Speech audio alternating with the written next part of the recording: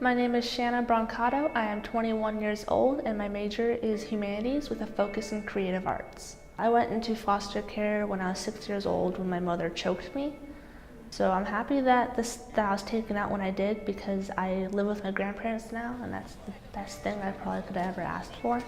I set goals for myself.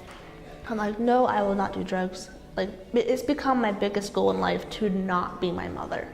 Because I did move in with family, I was placed in this thing called Kin Gap.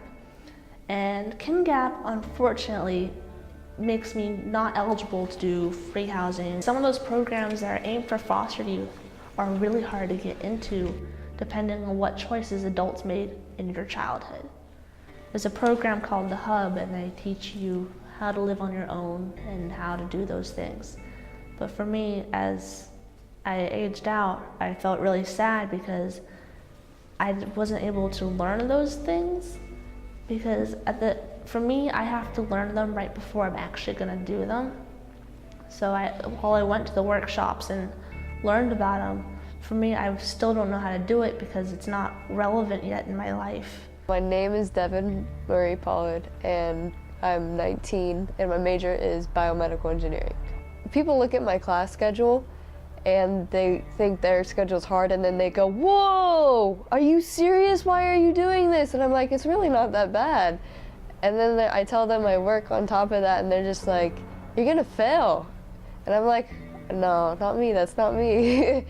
I had a really great high school counselor, teacher, and they all helped me through this because they knew I was motivated, and that was the only way I was getting here.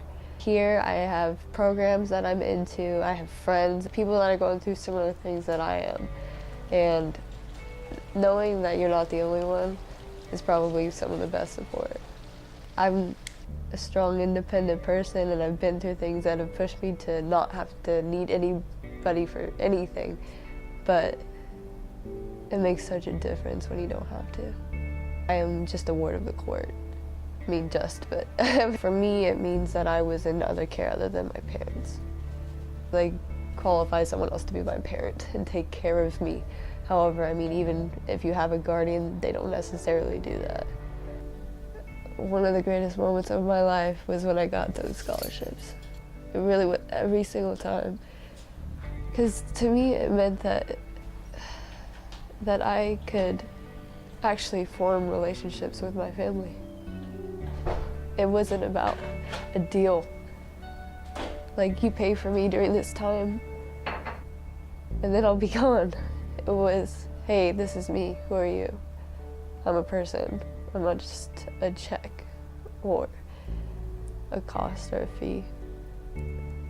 My name is Maishika Evans. I'm 19 years old and I'm undeclared. It's it's really hard being a foster youth, let alone an African American or Latina foster youth, because there is a higher percentage of African American and Latina kids that are in foster care. And not only that, but we already have a lot of negative stereotypes and negative stigmas on us, strictly based on our culture and our skin color. I was in the system for 5 years, switching from home to home, and then I was abused, I was molested, I was beat. Being in a classroom setting, I'm feeling inferior already. I feel like I've already lost. I know a lot of people or current former foster youth who it's really hard for them to ask for help.